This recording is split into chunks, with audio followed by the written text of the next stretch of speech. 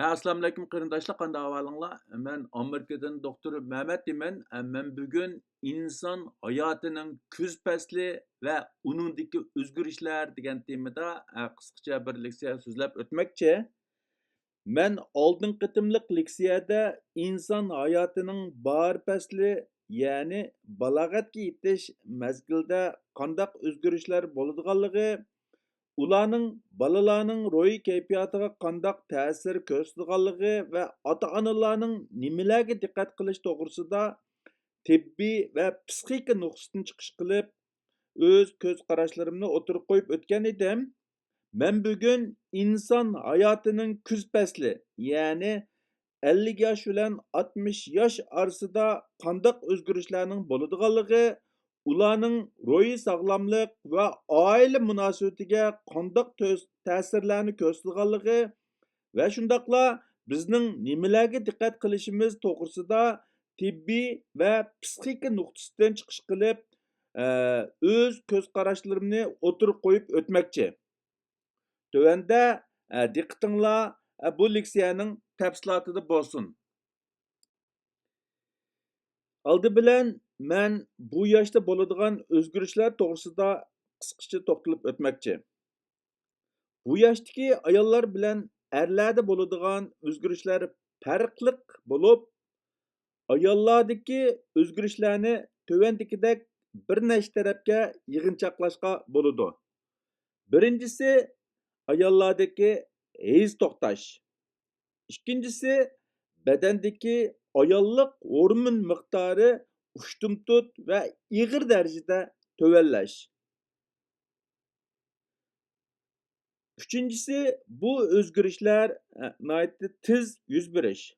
Dördüncüsü, köpünçe vaqtda tuyuqsiz paydo bo'lgan rushen alomatlar ve her xil bearamchiliklar ko'rilish. Mana bu yaşdaki ayollar bo'libmi, bu his to'xtagandan keyin yuz beradigan o'zgarishlar bo'lib, tövəndə bu o'zgarishlar sababidan kelib chiqadigan alomatlar to'g'risida qisqacha to'xtalib o'taman. Ayollardaki yuqorqi o'zgarishlarning ayollarda tövəndəkidək alomatlari va ta'sirlari bor bo'lib, uning birincisi yüzü qizirish, ikkinchisi kechida ko'p terlash, uchinchisi uyqu qalayimqonlashish, to'rtinchisi esda tutish iqtidorining o'zgarishi, beshinchisi kayfiyat o'zgarish yoki kayfiyat turoqsiz bo'lish, oltinchisi so'ngak ojizlashish, yettinchisi yurak so'qishdagi o'zgarishlar, ya'ni ba'zida tez so'qish, ba'zida asta so'qish, sakkizinchisi badan ig'irligi ishib ketish, to'qqizinchisi jinsiy a'zo, ya'ni bu ayollarninki jinsiy yo'li qurish, o'ninchisi jinsiy ehtiyojdagi o'zgarishlar, 11-si choch ozish, choch tushish, 12-si oson horg'inlik his qilish.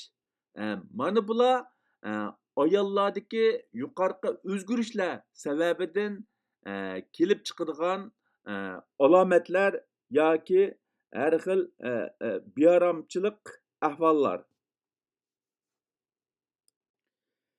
Bu yaşdaki erlerde qandaq o'zgarishlar bo'ladi degan vaqtida, uning birinchisi badandagi erlik hormon miqdori asta-asta tövenleş. İkincisi, bu xil o'zgarish asta-asta yuz berish. Üçüncüsü, ko'pincha vaqtda tuyuqsiz paydo bo'ladigan rushen alomatlar bo'lmaslik. Ya'ni mundaqcha aytgan vaqtida erlardagi o'zgarishlar ayollardagi o'zgarishlardek undaq aniq bo'lmasdan nihoyatda asta va odamning diqqatini qo'zg'agudak holda bo'ladi. Bu erlar bilan ayollar orasidagi bu yoshdagi o'zgarishlarning eng cho'ng farqi.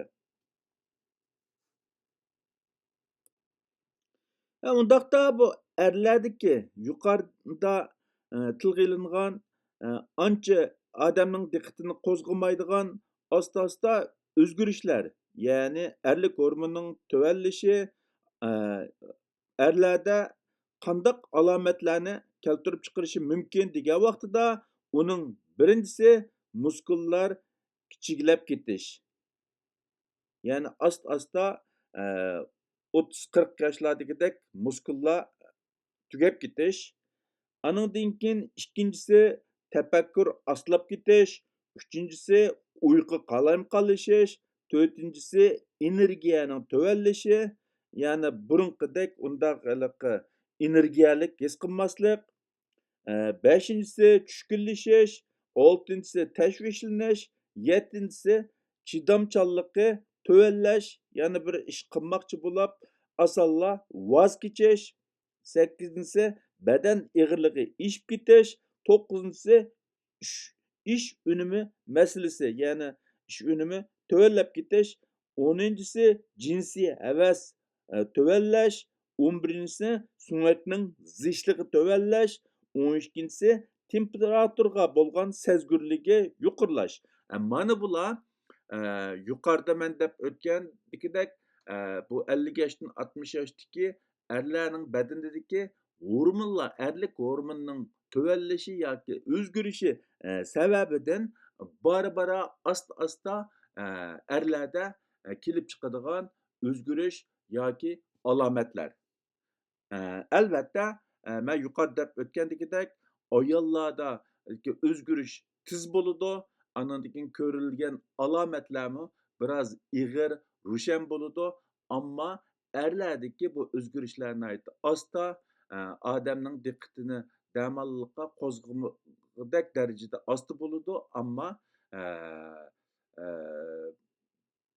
vaqtning o'tishi bilan yuqorqidek ahvollar kelib chiqishi mumkin. Undaqda inson hayotining bu kuz faslidagi o'zgarishlarninki oila va ijtimoiy munosabatga ham shundaqla ruhiy sog'lomlikqa qandoq ta'sirlarni ilib keldi degan vaqtimizda insonlarning u mezgilidagi o'zgarishlar inson hayotidagi tabiiy o'zgarishlar bo'lsa-mu, ammo u oila, ijtimoiy munosabat va ruhiy sog'lomlikqa ko'p tariflamalik har xil ta'sirlarni ilib keladi. Uninki oila munosabatga bo'lgan ta'sirlari tovandikicha. Badandagi hormonlarning o'zgarishi sababidan kelib chiqadigan jinsiy turmushdagi o'zgarishlar, masalan, jinsiy havasning o'zgarishi, ayollarning jinsiy a'zolarining quruqlashishi, ya'ni jinsiy yo'lning quruq bo'lishi, burunqidek undaq suyuqlik ishlab chiqarmasligi va oson hayajonlanmasligi qatorliqlar er-ayol orasidagi munosabatga ig'ir ta'sir ko'rsatadigan bo'lib, ba'zi er-ayollarning munosabati shu sababdan buzilishi, ajrashib ketishi, hatto bir oila shuning bilan vayron bo'lishi mumkin. U mezgilda ko'pincha oiladagi bolalar cho'ng bo'lib, mustaqil oila qurib, ota-onasidan ayrim yashaydigan davrga to'g'ri keladigan bo'lg'achqa, ota-onalar orasidagi ota-onalar bilan bolalar orasidagi musofa texmi yiroqlashishi, er-ayol orasidagi o'zaro tortishadigan, ya'ni burunqidek bolani deb ba'zi ziddiyatlarni amalba hal qilishga tirishadigan undaq ahvol bo'lmag'achqa, o'zaro tushuncha hosil qilish texmi murakkab bo'lishi, er-ayol ajrashib ketish bilan oxirlashishi mumkin. Ya'ni bu yerda demakchi bo'lgan ikki xil sabab. Birinchisi er-ayol orasidagi jinsiy turmushninki o'zgarishi, ikkinchisi er-ayollarninki ruhiy kayfiyatidagi o'zgarish va burunqidek tortishadigan bolalarning yo'qligi, ya'ni bolalarninki mustaqil uy tutib chiqib ketishi, bu yoshdagi er-ayollarninki ajrashib ketish nisbatining yuqorilashi va oilaning vayron bo'lishidagi muhim sabablarninki birisi. Uninki ijtimoiy munosabatga bo'lgan ta'siri qandoq bo'ldi degan vaqtida jismoniy va ruhiy kayfiyat jihatdagi o'zgarishlar, Yani bu yaştaki insanların cismani ve ruhi cihet keyfiyatdaki özgürüşler er-ayol orasidagi ziddiyetler tüpeyliden bu mezgildagi kishilarning ijtimoiy faoliyatlarga qatnashish orzusi tuvallab ketishi mumkin. Esli tutush qobiliyatining chekinishi, diqqatni markazlashtirishning qiyinlashishi, tafakkur va inkosning oslab ketishi sababidan xizmat unumi tuvallab ko'p xatolik sodir qilishi mumkin. Bedendeki ve ruh keyfiyattaki özgürüşler sebebinden bu mezgildeki kişilerinin özüge bo'lgan ishonchi tövellep ijtimoiy faoliyatlardan texmi o'zini tortishi yoki chekinishi mumkin.